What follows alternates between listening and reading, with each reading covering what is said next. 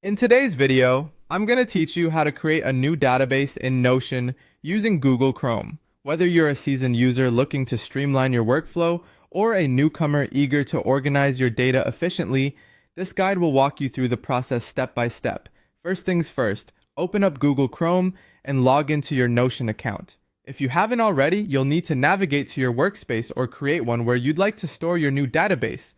Once you have Notion open, you'll see a clean interface with a sidebar on the left. This is where all the magic begins. Next, you're going to want to start a new page. To do this, click on the plus new page button. This button is your gateway to a world of organization possibilities. After clicking it, you'll be given several options on how you'd like to format your page. For our purposes, you'll want to select table or another database type. When you choose table, Notion will create a structured space for you to input information in a grid format, which can be incredibly useful for managing and visualizing data. But remember, if a different database type suits your needs better, feel free to choose the one that works best for you. Now that you have your database framework set up, it's time to start adding content. Begin by clicking on the top row to add columns. These columns will represent different categories or types of information you want to track. For instance, you might have columns for names, dates, or specific tags. Then, simply click below each column to add rows, which will serve as entries in your database. You can continuously edit these as your project develops, making it easy to keep everything up to date.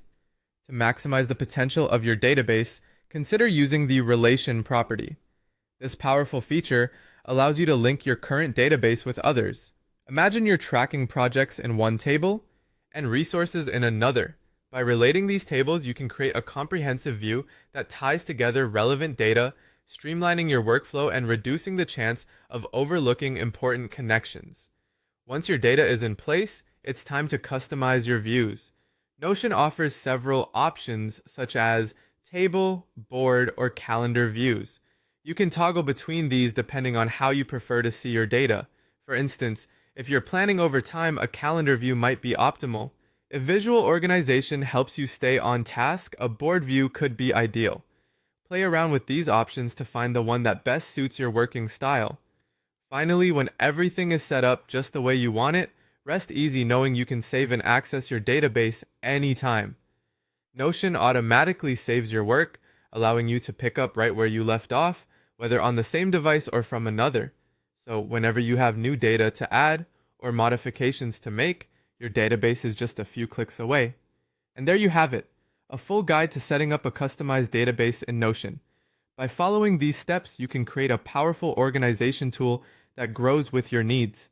Thanks for watching, and happy organizing.